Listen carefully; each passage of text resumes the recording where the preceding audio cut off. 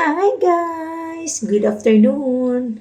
Gawa po tayo ng steak. So ngayon, i-marinate po natin to siya. Slice natin to into 4 pieces. 4 pieces. Spaces na yun. Pieces di ay para lutoon na to. So guys, siya nga pala. This is Cynthia, nga palangga sa Bana.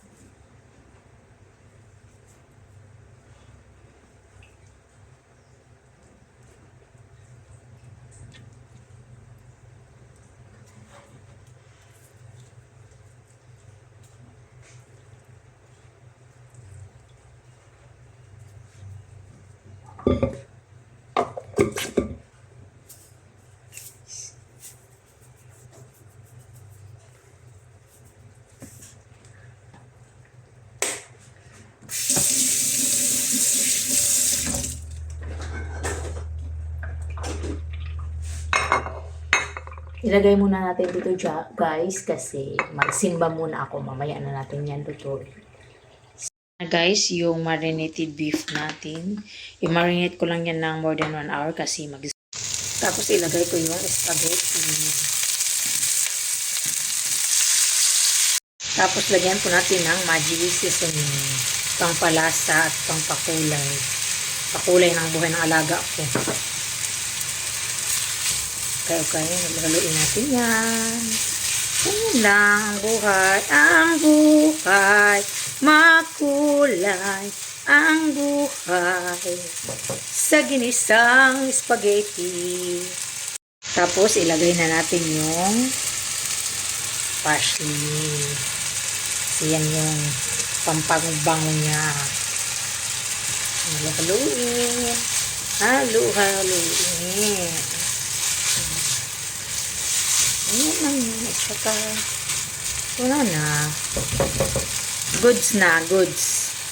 Tapos, mainit naman na yung oil. Ilagay na natin yung dumpling. Ganyan na yan. Hindi pa pala siya mainit. Pero hayaan nyo na. Non-sticky pa naman yung ano. Non-stick naman yung pan ko. Pan ko!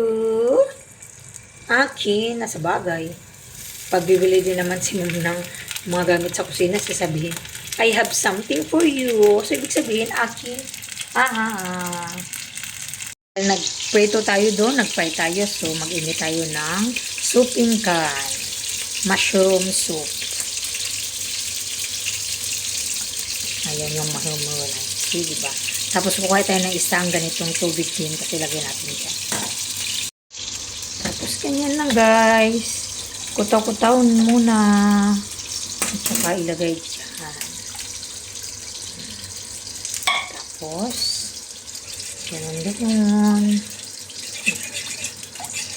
Dapat isang can lang ng tubig para ano lang siya. Same level lang din ng soup na nasa can kanina. Tapos, it's on the fire. Wait lang din natin na mag-boil siya. Ganon na siya guys. Brown na siya. Parang luto na yata ito.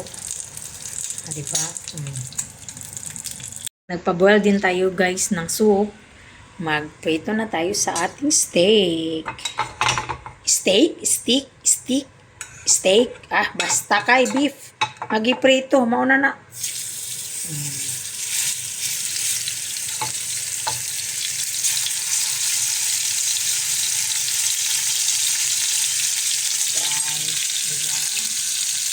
At ito na po guys. Tapos na po yung dinner ng alaga ko. Ito yung steak niya.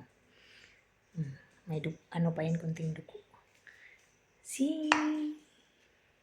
Ito na po ang kanya dinner for tonight.